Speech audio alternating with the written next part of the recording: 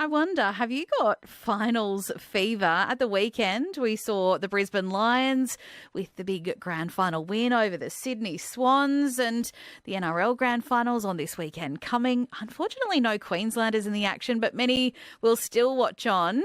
We have got a lot of regional Queensland talent, and a lot of us like to think ourselves that we could get on to the big stage and do well, or we consider ourselves couch commentators. But is there joy in watching sport? Author and psychology consultant Dr. Jo Lukens is with me. Good morning. Good morning, Susan. I'm sure you find joy in watching sport. Is that fair to say, Dr. Jo? That's fairly fair to say. And didn't the Lions help us out with today's conversation They by sure winning did. the grand final for us yesterday? Saturday, I should They say. sure did. When all things go to plan, we love that. How does watching sports, though, contribute to our mental well-being? We know that watching sports has a significant impact potentially for those who are sports lovers on mental well-being. And I guess what it really does is it brings to us that sense of community and belonging, whether that be engaging with fellow fans, and that could be in person or online. It gives us those social connections that we know is so important for mental well-being. And I guess what we do is we have that lived, shared experience of the highs and lows that come with sport. So a little bit therapeutic for us perhaps as well.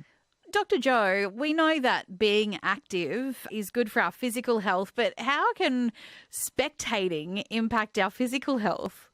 You've only got to notice the physical sensations that you have when you are watching sport, whether that be from the couch or whether you've made your way to the grounds or the fields or the courts or the arenas, wherever the sport's being played. We know that during intense moments we do get increased in heart rate and blood flow, and it almost mimics in some ways some of those benefits of moderate exercise. Now, it is a little bit out of my expertise. I'm fairly confident, though, we can't just substitute watching sport for doing some physical activity, but there's no doubt the heart gets pumping when we're watching. That is funny. Yeah, I don't think that physios and sports scientists would encourage us to only watch. No, I don't think that would be a good message to come out of that conversation at all. What role does community play in the benefits of watching sport, though?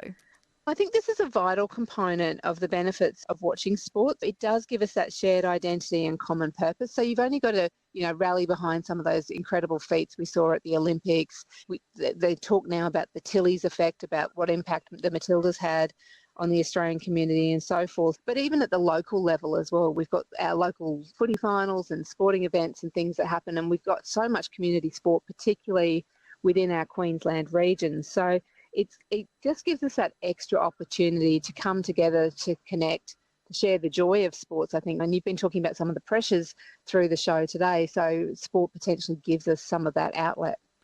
Hearing from Dr. Jo Lukens, we're talking about how the joy of sport can be good and watching sport can be good for our mental well-being. So how does watching sports influence our emotional well-being?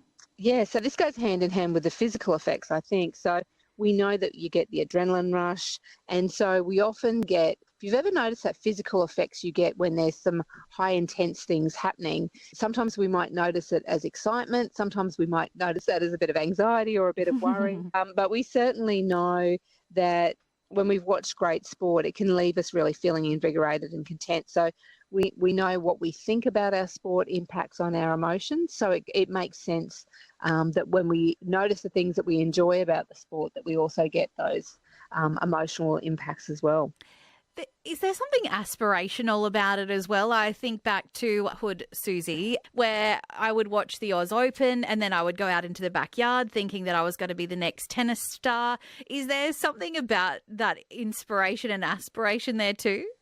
Oh, I think most definitely, because I guess what we see from our elite performers particularly is they are inspiring and they showcase dedication and discipline and resilience and all those great factors. They can really serve as powerful motivators. And whether that be we then say, how does what I see then influence my own personal goals, whether that's related to fitness or even career advancement, personal development, those sorts of things. We can certainly, and that's why athlete stories are often so interesting to us, to find out how they got through all the hard work to where they were. And so any wonder then that can then potentially flow over into our lives.